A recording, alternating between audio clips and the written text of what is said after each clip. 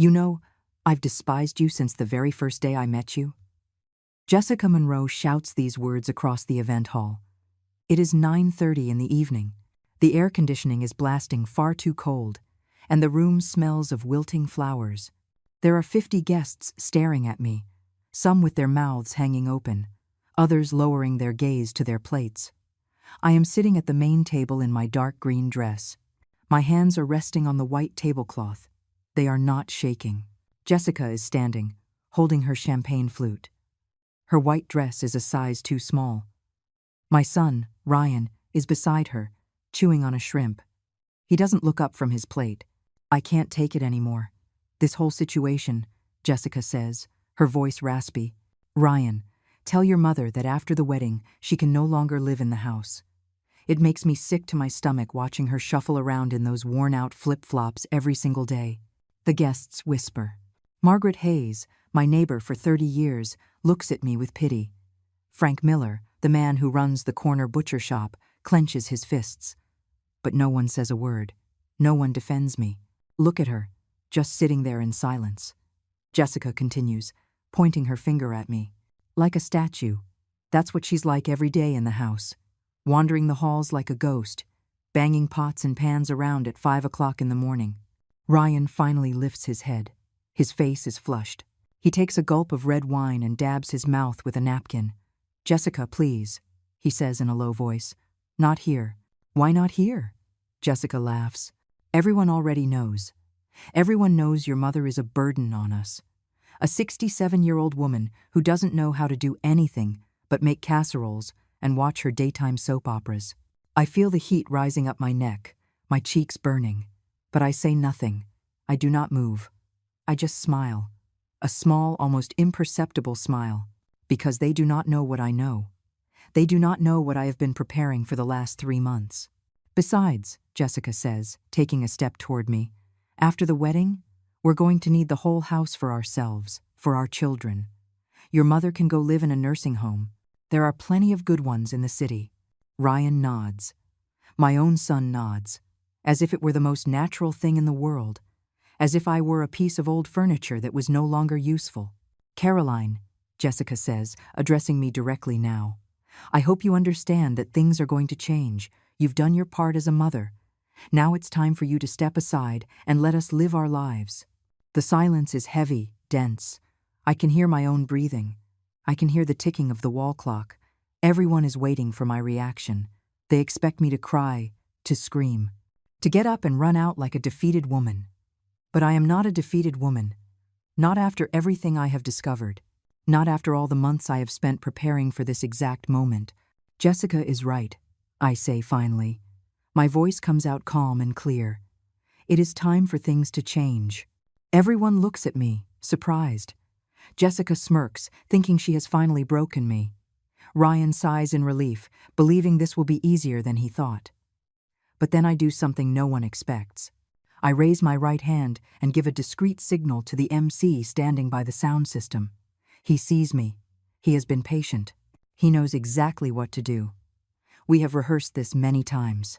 "Ladies and gentlemen," the MC says, taking the microphone, "the mother of the groom has prepared a very special surprise for the future spouses.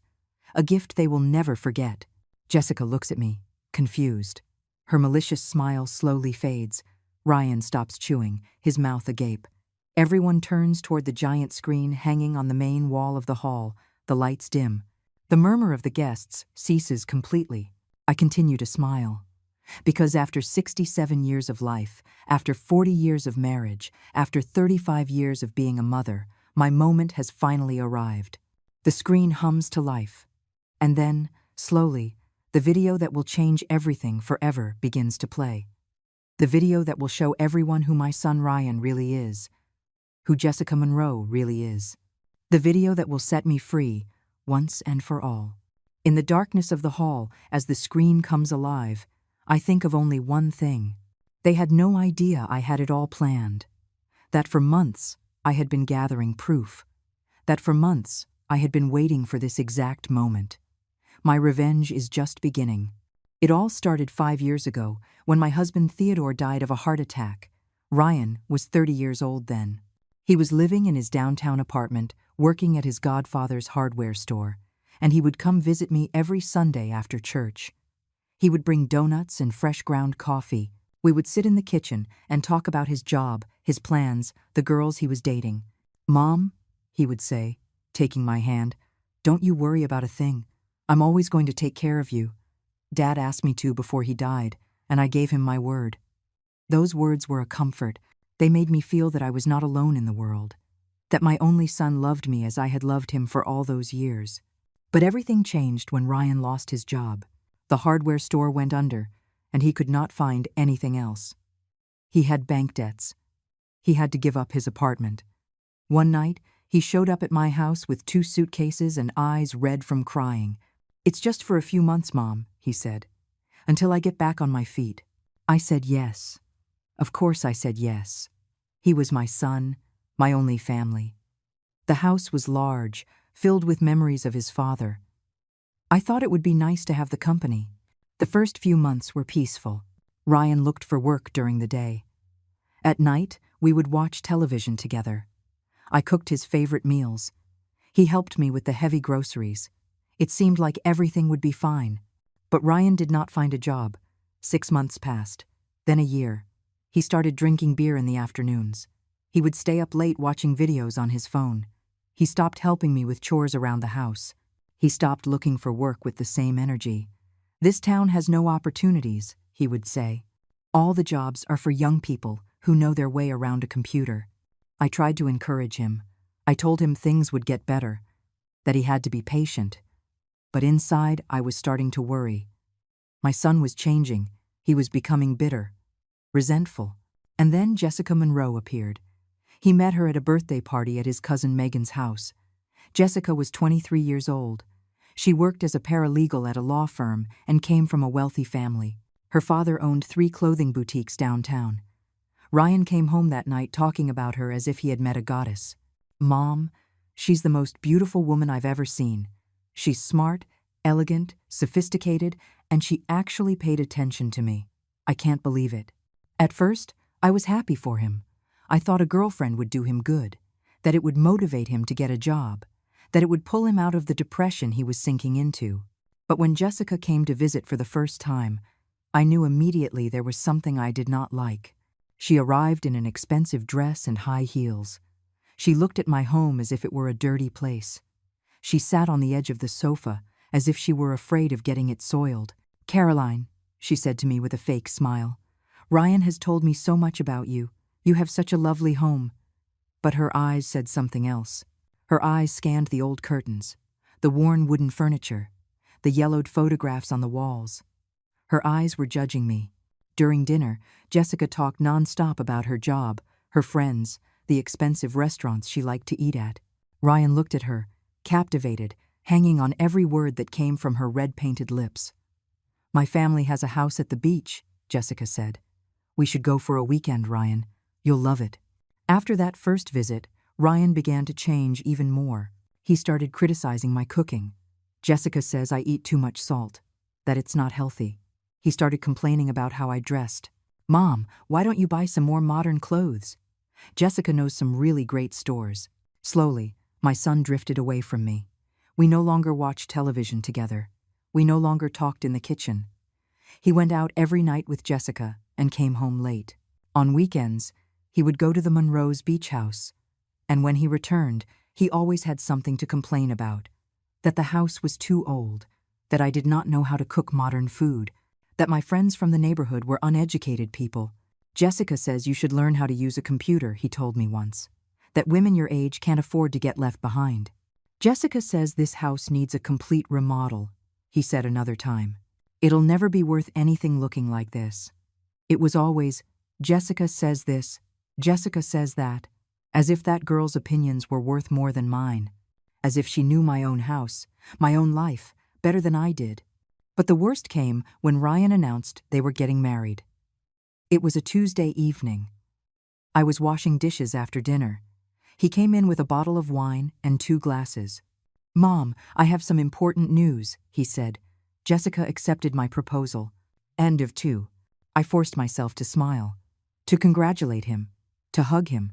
But inside, I felt a cold knot in my stomach, a premonition, a fear I could not explain. "When are you getting married?" I asked him. "In 6 months. Jessica wants a big wedding. Her parents are going to pay for everything." That night, after Ryan went to bed, I lay awake, thinking about how my son had changed, thinking about the way Jessica looked at me, thinking about the future. And for the first time in my life, I was afraid of being alone. Not alone because my husband was gone, but alone because my own son was becoming a stranger. Someone who no longer saw me as his mother. Someone who saw me the way Jessica saw me. As an obstacle. As something old and useless. That was the night I began to understand that my son was no longer my son. He had become someone else. A person I did not know. A person who scared me. The first time I learned the truth was on a Thursday afternoon. Ryan had gone out with Jessica to look at wedding dresses. I was cleaning his room, because he never did it anymore. Under his bed, I found a folder full of papers. At first, I thought they were documents from the job he had gotten at the gas station. But when I saw my name written on one of the papers, my curiosity got the better of me. I opened the folder, and my world fell apart. They were bank documents. Paperwork for a loan Ryan had taken out using my house as collateral. My house. The house my husband and I bought with the sweat of 40 years of work. The house where Ryan was born and raised. He had forged my signature. He had submitted documents stating that I had agreed to put the house up as security for a $20,000 loan, money he had used to buy a new car and to pay for the honeymoon Jessica wanted in Cancun. My hands trembled as I read. My heart pounded so hard I thought I was going to have a heart attack like my husband. Ryan had lied. He had committed fraud. He had put the only place I had in the world at risk. But the worst was yet to come. I found other papers. Copies of documents showing that Ryan had been researching nursing homes. He had a list with prices, locations, services. He had marked the cheapest ones with a yellow highlighter. On a loose sheet, in his own handwriting, he had jotted down, "Mom, Oakwood Meadows, $3,000 a month, close to the hospital in case of emergencies." I sat on his bed, the papers in my hands. I could not breathe. I could not think. My own son was planning to put me in a home. My own son had decided my future without asking me a single thing. But there was still worse to come. At the bottom of the folder, there was a yellow envelope. Inside, I found a handwritten letter from Jessica. A letter addressed to Ryan that said, "My love, I already spoke with my parents and they agree. After the wedding, your mom can't keep living with us. It's impossible to start a new family with an old woman in the house. I already checked, and Oakwood Meadows is very nice. They have nurses 24 hours a day and activities to keep her busy. We can sell some of your mom's old furniture to pay for the first 3 months. Don't feel guilty. It's for the best for everyone." I read that letter 5 times. Each word was a knife in my chest. Jessica did not just despise me. She had convinced Ryan that I was a problem to be solved, an obstacle to be removed from their path. I put everything back exactly as I had found it. I closed the folder. I slid it back under the bed. I walked out of the room on trembling legs and sat in the kitchen to drink a glass of water. For the next 2 hours, all I could do was cry. Cry for the son that no longer existed. Cry for the family I had lost without even realizing it. Cry for the future that others had decided for me. When Ryan came home that night, I had already dried my tears. I had made a decision. I was not going to confront him. I was not going to scream at him. I was not going to cry in front of him. I was going to do something much smarter. I was going to watch. I was going to listen. I was going to gather information. Because if my own son was capable of betraying me like this, I needed to know just how far his treachery went. "How did it go with the dresses?" I asked as he poured himself a glass of water. "Good, Mom. Jessica found a really beautiful one. A little expensive, but her parents are going to help." He lied so naturally. He smiled while he lied to me, as if I were a fool who did not notice anything. "I'm happy for you both," I said. "You deserve the best." That night, after Ryan fell asleep, I began my own investigation. I went through all the papers I had on my desk.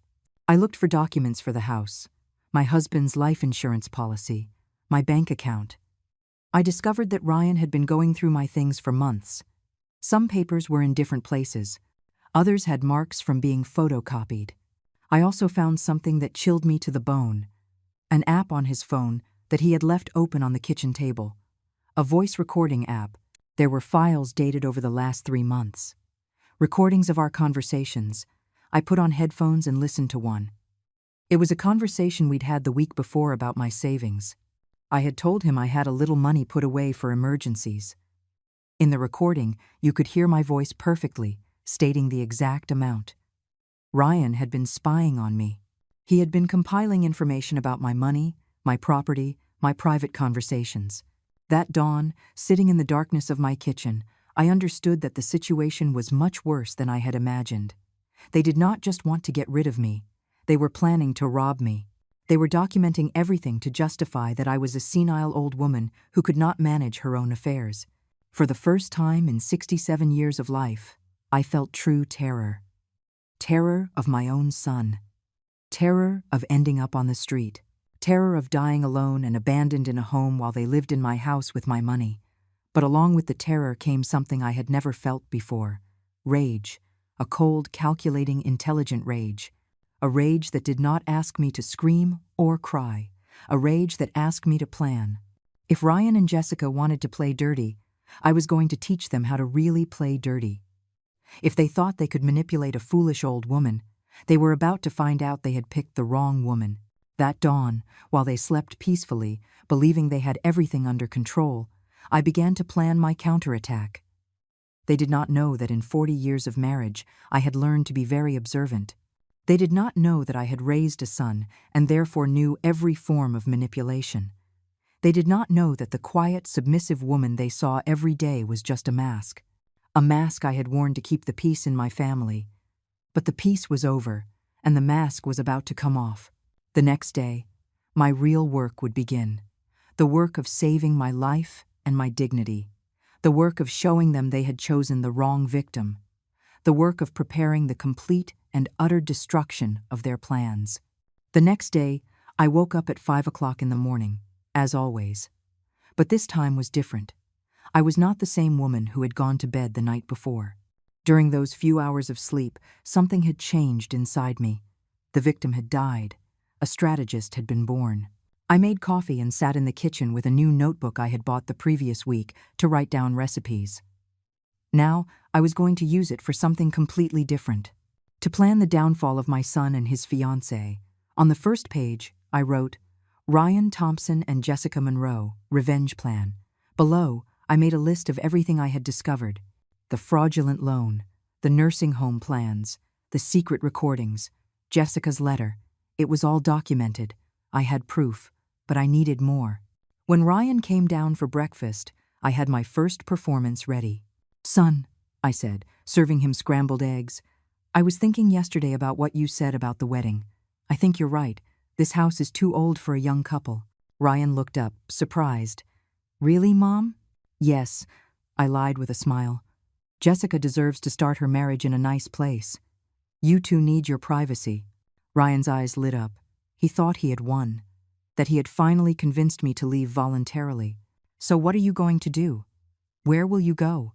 Well, I said, acting as if I were thinking it over, I've been looking at some options.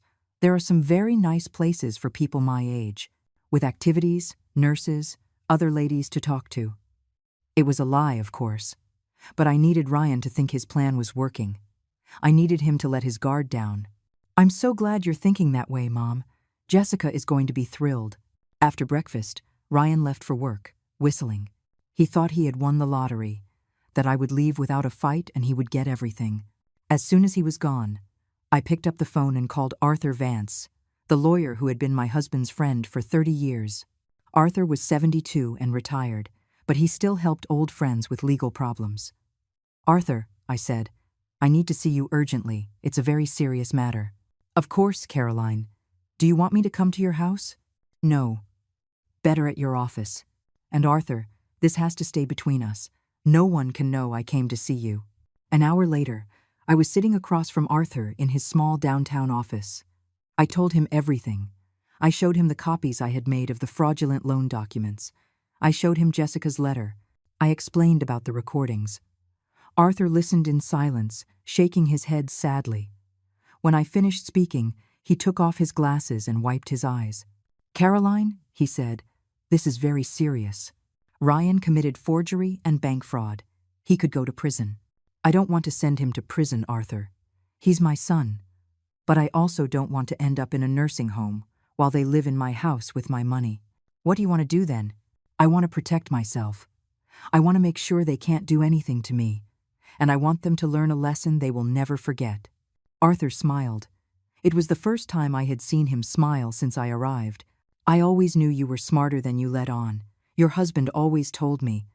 "Arthur," he would say, "my Caroline seems quiet, but she has the most brilliant mind I've ever known." For the next 2 hours, Arthur and I designed a perfect strategy. First, he would legally investigate the fraudulent loan. Second, he would help me change my will without Ryan finding out. Third, we would document everything Ryan and Jessica were doing. "You need more solid proof," Arthur told me. "You need to record them talking about their plans. You need evidence that they are conspiring against you." He explained how the small recorders they sold at electronics stores worked, how I could hide one in my clothes or in my purse, how I could provoke conversations to get them to say incriminating things. "Are you sure you want to do this, Caroline? Once we start, there's no turning back." "I'm sure," I said. "I spent 40 years being an obedient wife, 35 years being a sacrificial mother. It's time for me to be a woman who defends herself." I left Arthur's office with a recorder the size of a quarter hidden in my purse. I also had a detailed plan for the next 4 months. 4 months to gather all the evidence I needed. 4 months to prepare the perfect trap. That afternoon, I went to the electronics store and bought a larger recorder to hide in my room. I also bought a small camera that looked like an ornament for the living room. The salesman, a very kind young man, showed me how everything worked. "It's to keep an eye on the house when I go on trips," I lied. "You know how things are with security these days." When I got home, Ryan had already returned from work. He was in the living room on the phone with Jessica. He had not noticed I was home. "Yes, my love," he was saying. "I already spoke with her this morning. She's on board. She says she's going to look for a home on her own." I stood listening from the kitchen. "No, it won't be a problem." I think she was even relieved. You know how old people are. They feel like a burden. I turned on the recorder in my purse. "The money? Don't worry. As soon as she's gone, we'll sell some of the furniture and we'll have cash for the first few months. Then we'll see about cashing out my dad's life insurance policy that's in her name." Every word was a stab. But now, every stab was being recorded. Every lie was being documented. "I love you, Jessica. Soon we'll be alone, and everything will be perfect."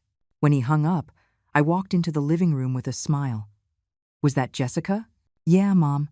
I told her you decided to look for a place to live. She's really happy." "I'm so glad," I lied. "Do you have a date for the wedding yet?" "We're thinking February. Jessica wants it to be in the spring." "How lovely. I'll start looking at homes tomorrow. I want to have everything settled by then." Ryan hugged me. "You're the best mom in the world. Jessica was right. She says you're so smart for making this decision." As he hugged me, I thought about everything I had recorded, about everything I was going to record in the coming months, about the surprise I had in store for them. That night, after dinner, I went to my room early. I placed the larger recorder under my bed and programmed it to record all night. I wanted to hear if Ryan and Jessica talked when they thought I was asleep. The next day, when I checked the recording, I discovered they had spoken. At 11 o'clock at night, Jessica had come over. They had been in Ryan's room for 2 hours, planning my future. "Did you find out how much the house is worth?" Jessica asked. "My Uncle Charlie says at least $500,000. It's in a really good neighborhood." "Perfect. With that, we can pay for the big wedding I want and still have enough left over to remodel everything." "And what if my mom changes her mind?" "She won't. Old ladies like her always end up doing what they're told. Besides, she already signed the loan papers. Even if she wanted to, she can't back out now." Listening to them plan my destruction with such coldness, with such calculation, I felt the last traces of maternal love disappear from my heart. They were not just greedy, they were cruel. They were planning to leave me with nothing while they enjoyed the fruits of my entire life's work. But what they did not know was that I was also planning. And my plan was going to be much better than theirs. Over the next few days, I continued my perfect performance. Every morning, I pretended to look for nursing homes in the newspaper. Every afternoon, I told them about the calls I had made. Every night, I listened to their secret conversations and recorded everything. The quiet woman had awakened, and she was ready for war. For the next 3 months, I became the best actress in the world. Every day I perfected my role as the resigned old woman who had accepted her fate. Meanwhile, I gathered evidence like a professional detective. The recordings piled up. Ryan and Jessica talked every night about their plans, about how they were going to remodel my house, about the furniture they were going to sell, about the money they were going to get from my husband's life insurance. After the wedding, we're changing all the locks, Jessica said, so your mom can't come back even if she changes her mind. What if she comes for her things? We give her an hour to pack the basics. The rest we sell or throw out. It's not like she'll need anything in the nursing home anyway.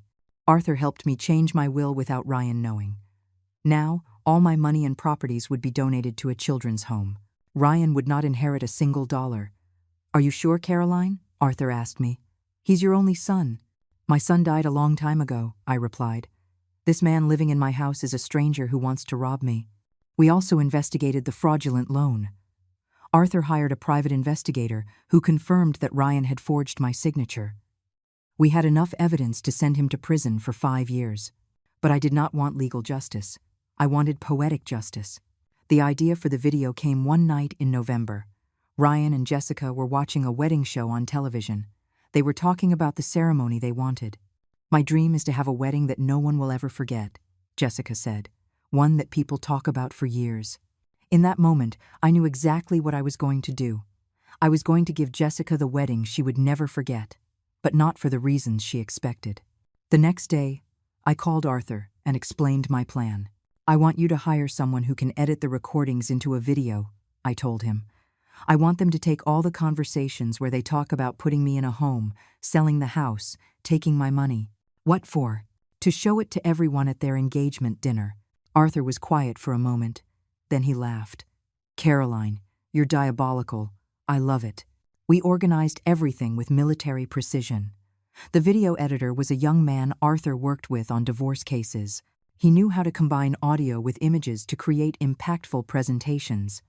Mrs. Thompson, he said when I explained what I wanted, this is going to be a nuclear bomb. The video was perfect. It was 15 minutes long. It started with photos of Ryan as a child, with me and his father. Soft music played in the background. It looked like a normal tribute. But then, the recordings would start.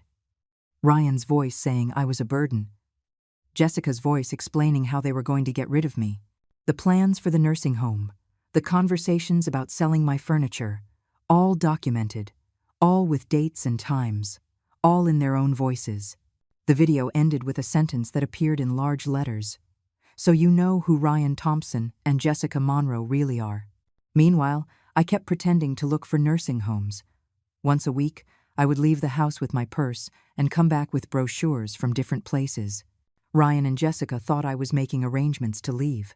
Have you decided which home you like best? Ryan would ask. I'm between 2 options, I would lie. One is closer to downtown, but the other has better activities. Take your time, Mom. We want you to be comfortable.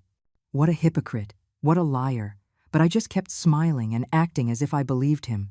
In December, Jessica announced they had decided to have a large engagement dinner before the wedding. They were going to invite all the family, friends, and neighbors. They wanted it to be a memorable event. It's going to be in the ballroom at the country club, Ryan told me. Jessica wants it to be very elegant. How lovely, I replied. Can I help with anything? Don't worry, Mom. Jessica's parents are hiring everyone. You just have to show up, look pretty, and enjoy yourself. Perfect. I could not have asked for a better opportunity. A week before the dinner, I called the MC they had hired. He was an older man who had known my family for years. Mr. Davies, I said, I need to ask you a very special favor. I explained that I wanted to do a surprise for Ryan and Jessica. that I had a tribute video I wanted to show during the dinner. Of course, Mrs. Thompson. What time would you like me to play it? When I give you the signal, I said. It's a surprise, so it has to be at the exact right moment. Mr. Davies agreed without any questions. He thought I was just a sweet mother preparing something nice for her son. The last few days before the dinner were the hardest. Ryan and Jessica were excited. They talked constantly about the party, about the guests, about how perfect the night was going to be. In the end, everything worked out, Ryan said to me the night before. You found a place where you'll be happy. We're going to start our life together. Everybody wins.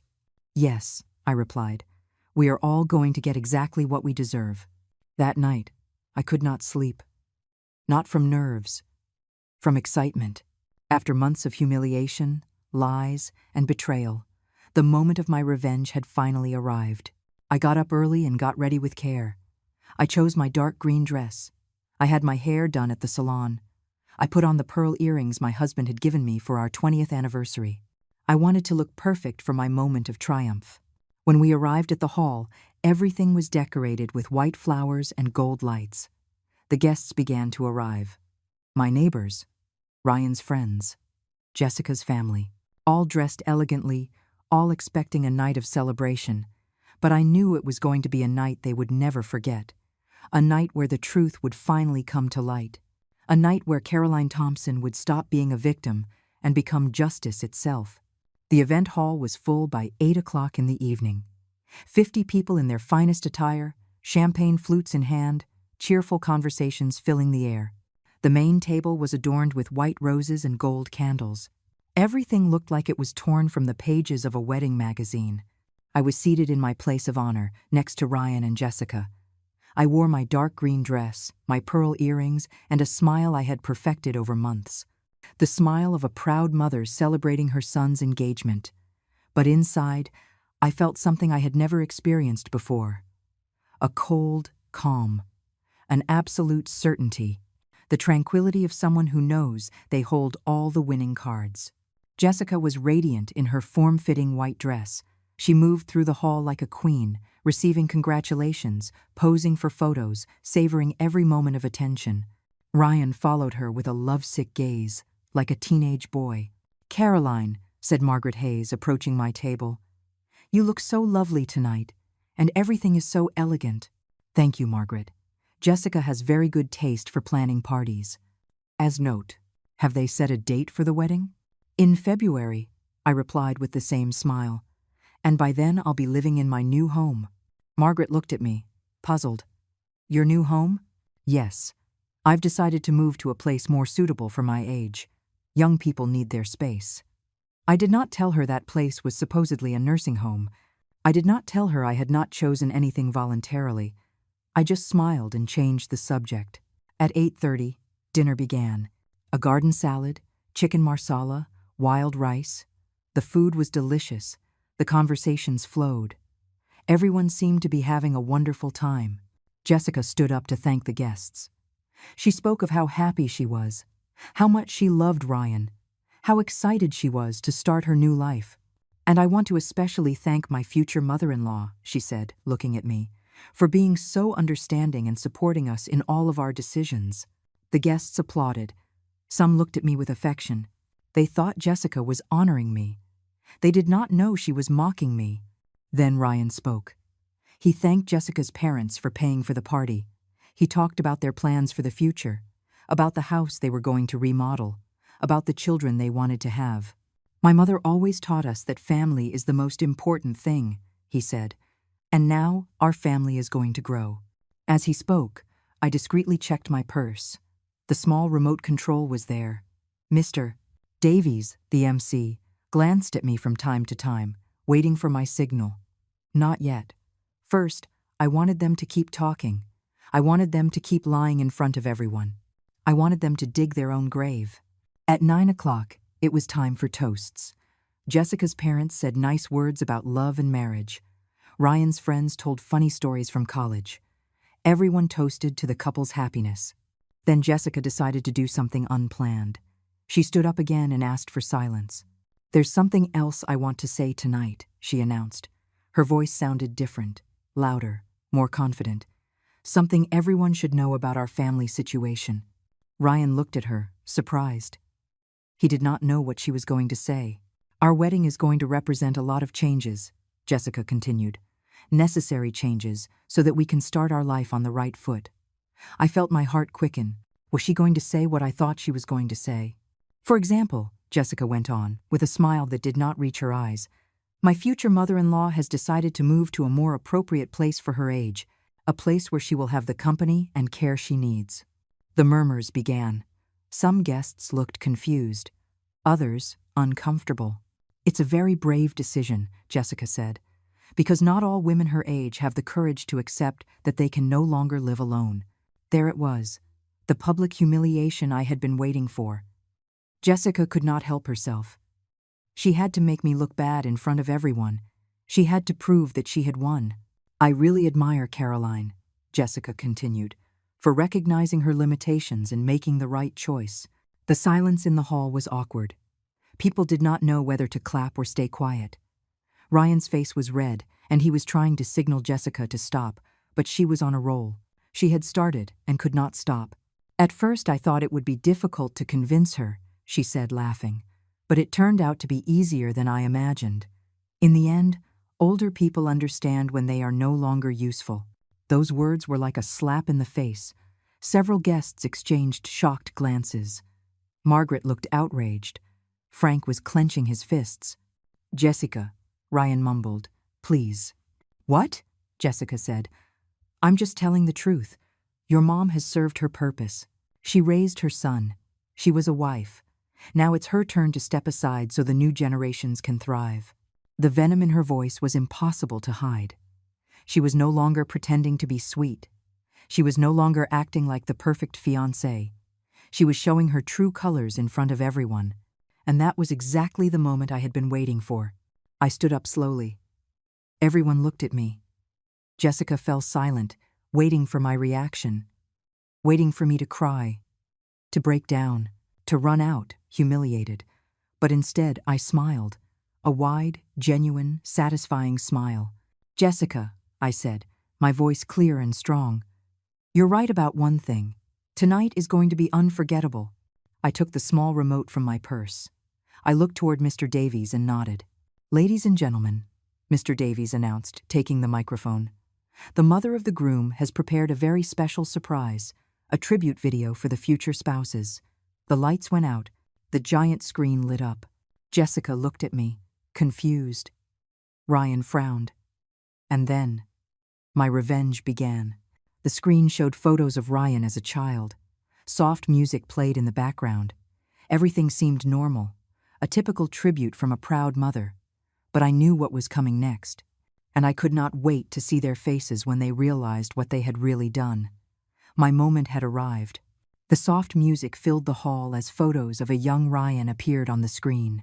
The guests smiled tenderly, seeing images of my son playing in the park, blowing out birthday candles, graduating from high school. It all seemed like a normal tribute from a loving mother. Jessica relaxed in her chair. Ryan smiled, relieved, thinking it was just a sentimental video. The guests murmured affectionate comments about what a cute child my son had been. But then, the music changed. It became more dramatic. The family photos vanished, replaced by images of documents, bank papers, contracts, forged signatures.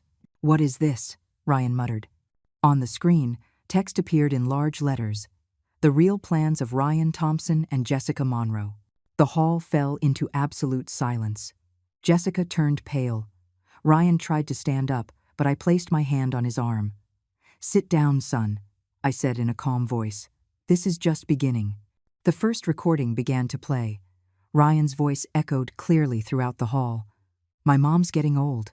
She's not thinking clearly anymore. We have to convince her to go to a home before she realizes what we're doing. The guests looked at each other in shock. Margaret brought a hand to her mouth. Frank shook his head in disgust. That's not real, Jessica shouted. It's a lie. But then the second recording started. Jessica's voice.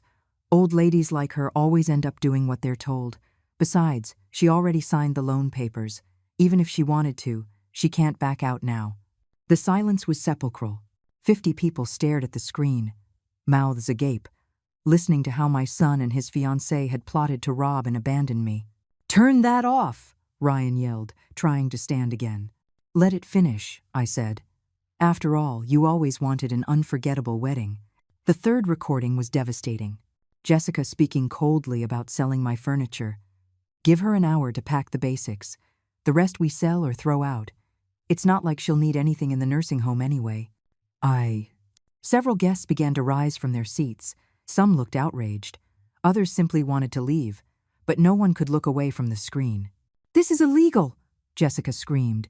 "You can't record private conversations." "Private conversations?" I replied without losing my composure. "In my own house? Planning to rob me in my own living room?" The video continued. More recordings played. Ryan talking about how he forged my signature for the bank loan. Jessica calculating how much money they would get from selling the house. The two of them laughing about how easy it had been to deceive me. After the wedding, "We're changing all the locks." Jessica's voice was heard saying on the recording, "So your mom can't come back even if she changes her mind." Jessica's father stood up from his table, his face red with shame. "Jessica, what is the meaning of this?" "Dad, don't believe her. That old woman is crazy." But it was too late. The video showed real documents. Copies of the forged papers. Evidence of everything they had planned. There was no way to deny it. The most shocking recording came at the end. Ryan and Jessica talking about my husband's life insurance policy. "As soon as she's in the home, we'll see about cashing out my dad's life insurance policy that's in her name. That money should be ours." "Enough!" Ryan screamed, slamming his fist on the table. "Enough!" But I was not going to stop. Not after months of humiliation. Not after they planned to steal everything I had worked for over 40 years. "There's still more," I said calmly. On the screen, photos of the nursing home brochures Ryan had been reviewing appeared. Documents where he had calculated the costs, notes in his own handwriting about how they were going to get rid of me. The text on the screen read his note aloud. "Mom, Oakwood Meadows, $3,000 a month, close to the hospital in case of emergencies. R." The murmurs in the hall turned into exclamations of outrage. Several people started yelling at Ryan and Jessica. Others simply got up and left without a word. "You are despicable," Margaret shouted. "How dare you treat your mother like that? You should be in jail," Frank added. Jessica desperately tried to explain herself. "You're misinterpreting everything. We just wanted what was best for her." "What was best for me?" I finally stood up. My voice rang out, clear and strong, throughout the hall. Stealing my house was what was best for me. Forging my signature was what was best for me. Planning to put me in a home against my will was what was best for me. Ryan had tears in his eyes, but they were not tears of remorse. They were tears of rage at being caught. "Mom, please," he mumbled. "We can talk about this in private." "No," I shouted. "No more private conversations, no more lies. For months, you treated me like I was a stupid old woman who didn't realize anything." The video came to an end. The final words appeared on the screen in enormous letters. "This is the true story of Ryan Thompson and Jessica Monroe, so that everyone knows who they really are." The silence that followed was absolute. No one knew what to say. No one knew where to look. Jessica broke the silence with a hysterical scream. This is all the revenge of a bitter old woman who can't accept that her son doesn't need her anymore. Those words were her final mistake. Because they confirmed everything the guests had just heard on the recordings. They confirmed it was all true. "Jessica," I said, looking her directly in the eye, "you're right about one thing. I am an old woman, but I am not stupid, and I am definitely not a victim." I walked toward the microphone that Mr. Davies had left on a nearby table. It was time for my final speech. "Ladies and gentlemen," I said, "I apologize that you had to witness this, but it was necessary for everyone to know the truth. For months, I pretended to be the foolish mother who let herself be manipulated, but in reality, I was gathering evidence, documenting everything, preparing for this moment. Because nobody, and I repeat, nobody, has the right to decide my future without consulting me. Nobody has the right to steal from me. And nobody has the right to treat me like I'm trash." My revenge was complete. But the final blow was yet to come. The hall was in total silence. The few remaining guests looked at me with a mixture of shock and respect. Ryan had his head in his hands. Jessica was sobbing with rage, her runny makeup staining her white dress. But I was not finished. The video had only been the first act. The true final blow was about to land. "Arthur," I said, looking toward a table in the back, "could you please join me?" Arthur Vance stood up slowly. He had been watching everything from his seat, waiting for my signal. In his hands, he held a black leather folder containing the most important documents of my life. "Ladies and gentlemen," I said, taking the microphone again, "I would like to introduce Arthur Vance, my attorney, and the attorney for my late husband for 30 years. Ryan jerked his head up. "An attorney? What do you need an attorney for, Mom?"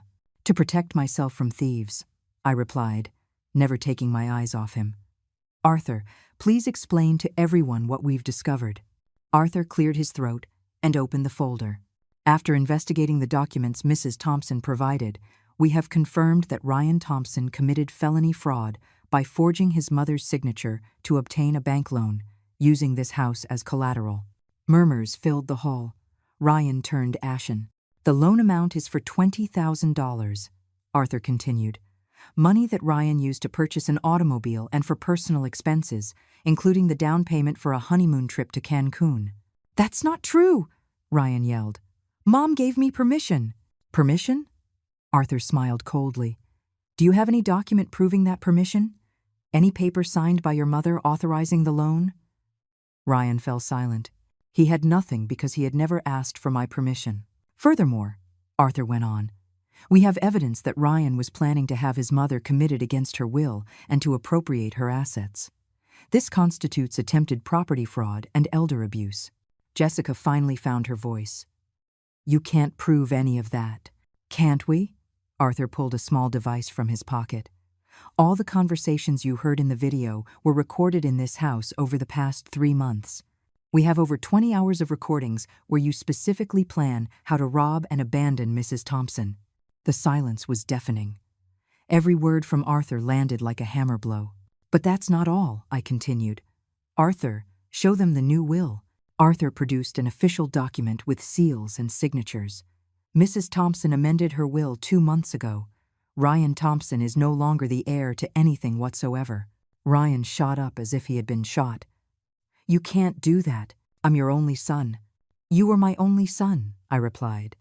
"Now you are just a stranger living illegally in my house." "Where is everything going to go then?" Jessica asked, her voice cracking. "My entire inheritance," I said with satisfaction. "My savings, my house, my life insurance policies, everything will be donated to the Street Jude's Children's Home, to children who actually need help, not to greedy adults who want to rob their own mother." Ryan swayed on his feet. He grabbed the back of a chair to keep from falling. "Mom, please, can we fix this? Can we talk?" I laughed bitterly. "How do we talk after you forged my signature? How do we talk after you planned to have me committed? How do we talk after you calculated how much money you would make from my death?" Arthur held up another document. "We also have an eviction notice. Ryan Thompson has 24 hours to vacate his mother's property." "That's illegal," Jessica screamed. "You can't just kick him out like that."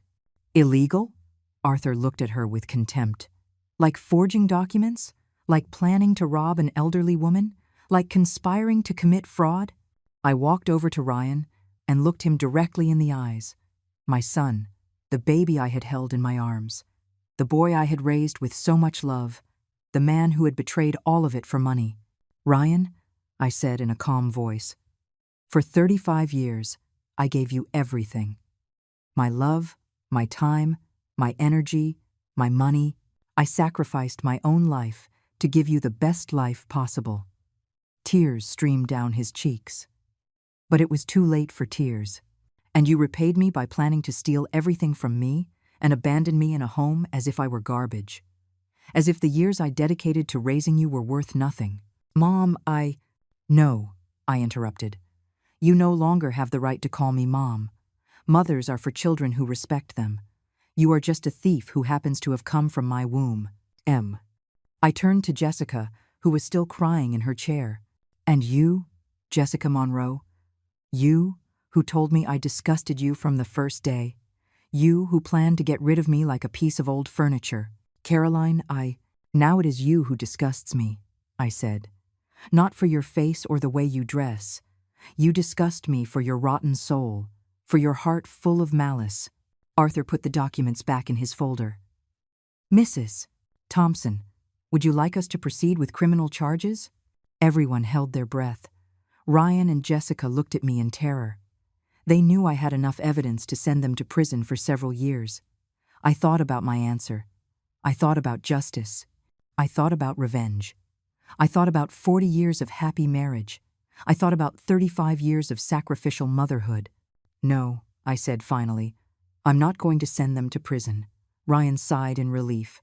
But, I continued, if you ever come near me again, if you try to contact me, if you even drive down my street, Arthur will file all the charges immediately.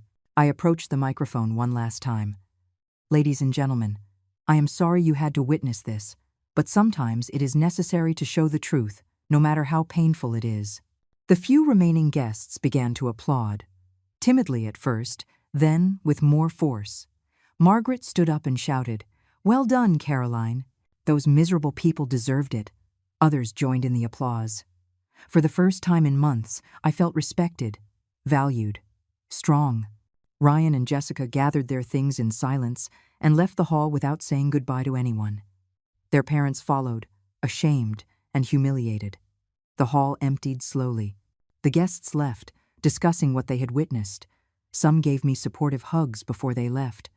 When I was finally alone with Arthur, I sat down in a chair and took a deep breath. "How do you feel?" he asked me. "Free," I answered. "For the first time in years, I feel completely free." But I knew the real freedom would come later. When I got home and Ryan was no longer there. When I could walk through my own house without fear. When I could begin my new life. My real life. 3 days later, my house was empty. Ryan had come for his things with 2 friends and a moving truck. He did not say a word to me. He did not look me in the eye. He packed his belongings in silence and left forever. Jessica did not come. I suppose she did not have the courage to face me after what had happened at the hall. I walked through the empty rooms, feeling something I had not experienced in years. Peace, real silence. Not the tense silence of someone tiptoeing through their own home, but the golden silence of someone who is finally in control of her own destiny. Ryan's room no longer smelled of beer and dirty socks. The living room no longer had his video games strewn everywhere. The kitchen no longer had his dirty dishes waiting for me to wash them like a maid. For the first time in 5 years, my house was truly mine. That first night, I slept better than I had in a long time. I did not have to listen for secret conversations. I did not have to pretend I was asleep while they planned my future. I did not have to act like the foolish old woman who understood nothing. The next day, my real new life began. Arthur helped me nullify the fraudulent loan. The bank, upon seeing all the evidence, decided not to prosecute Ryan legally, but they canceled the debt immediately and placed an alert on his credit file that would make it difficult for him to get loans for many years to come. "It's a kind of justice," Arthur told me. "He won't go to jail, but he won't be able to commit fraud so easily anymore." I also changed all the locks on the house. I wanted to be certain that Ryan could not get in, even if he had copies of the keys. The first few days were strange. After 5 years of having people in the house, being alone felt odd. But not alone in a bad way. Alone in the sense of freedom. Alone in the sense of being able to do whatever I wanted, whenever I wanted. I could watch my soap operas without anyone making fun of me. I could cook my casseroles without anyone criticizing them. I could walk around in flip-flops in my own house without anyone telling me I was a ridiculous old woman. The story spread through the neighborhood in a matter of days. People talked about what had happened at the engagement dinner. Some congratulated me when they saw me on the street. Others looked at me with a mixture of pity and admiration. Margaret came to visit me every afternoon. "Caroline," she would say, "I never thought you were capable of something like that. I always saw you as so quiet, so submissive." "I didn't know I was capable either," I would reply. "Sometimes you don't know your own strength until you have no other choice." A week later, I received a call I did not expect. It was Jessica's mother.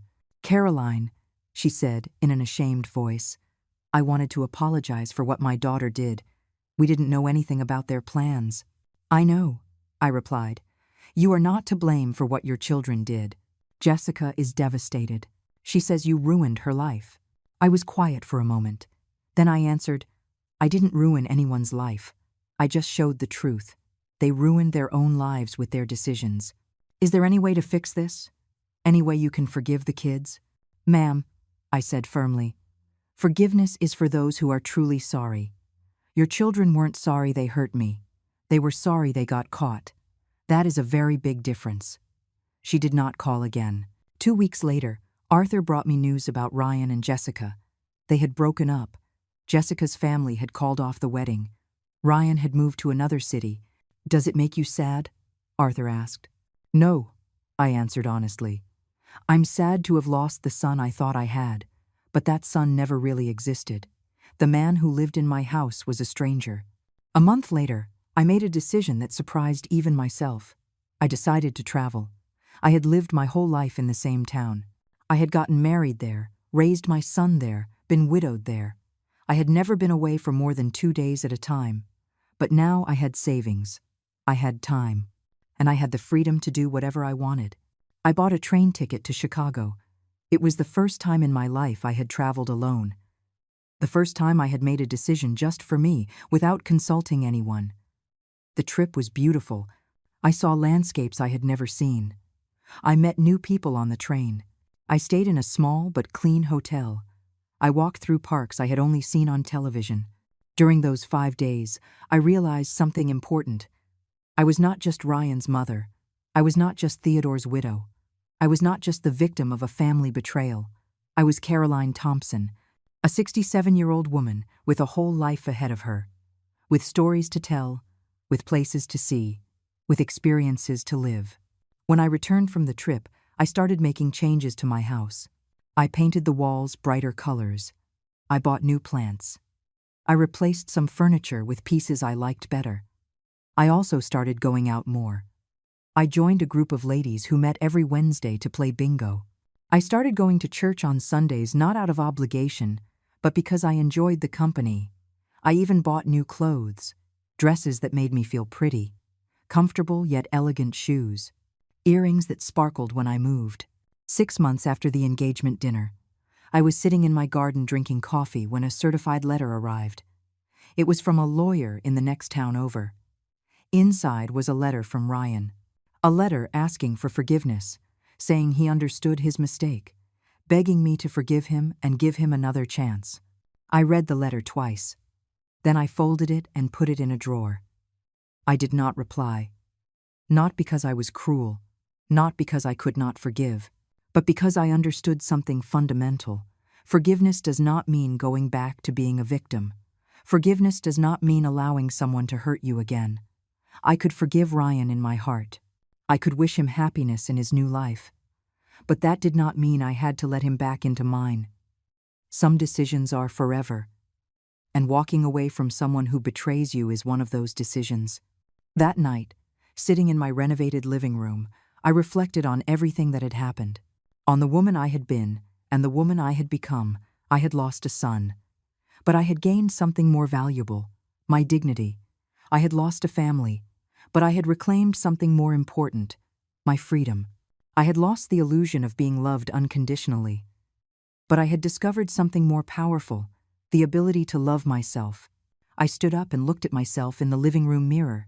I saw a 67-year-old woman with silver hair, expression lines around her eyes, and something new in her gaze. Strength, determination, peace. My story is my own now, I said aloud to my reflection. It's just beginning. And for the first time in decades, those words did not scare me. They gave me hope, because at 67 years old, I had learned the most important lesson of my life. It is never too late to defend your dignity. It is never too late to start over. And it is never, ever too late to choose to be free.